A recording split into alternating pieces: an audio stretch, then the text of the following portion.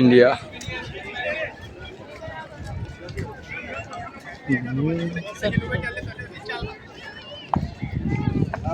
ভিড় তো এখানে ভালোই।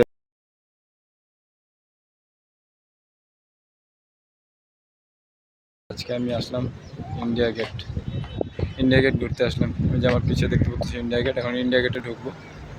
পিছিয়ে এই বিল্ডিংটা আছে, বাট এই বিল্ডিংটা কিসের বিল্ডিং আমি জানি না। বিল্ডিংটা দেখতে পাচ্ছি, এই বিল্ডিংটা কিসের আমি নিজেও জানি না।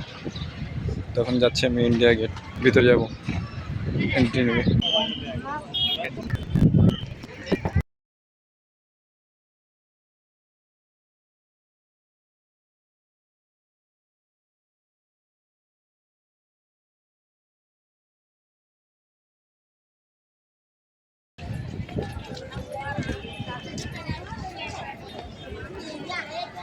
Gate of India.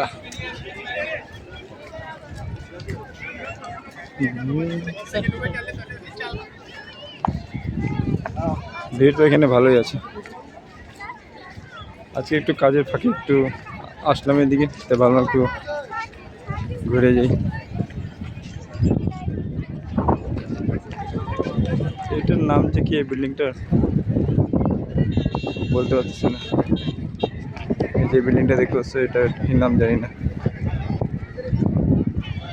এর পাশে আরেকটা বিল্ডিং আছে, এই বিল্ডিংটার নামও জানি না, বাট দেখতে দুটাই হেভি লাগছে।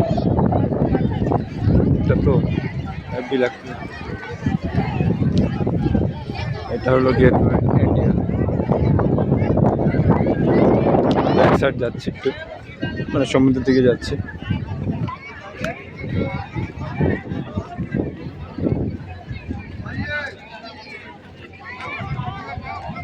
এদিকে আবার বোটেরও সিস্টেম আছে, পয়সা দিয়ে বোট চড়তে পারবা।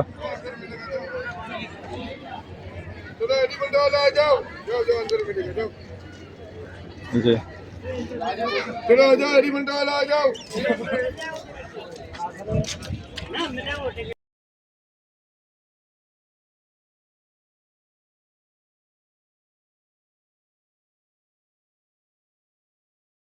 আর যে বোট চড়াচ্ছে, বোট চড়াচ্ছে হলে ওই যেখান থেকে টিকিট কাটে বোট চড়তে পারবে।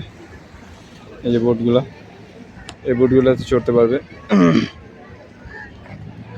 ভালো আছে।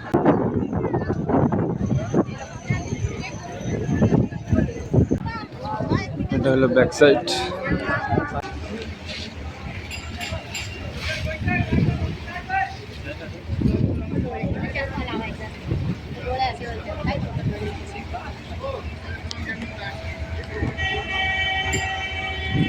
তো ফাইনালি আমি বাড়িতে চলে আসলাম।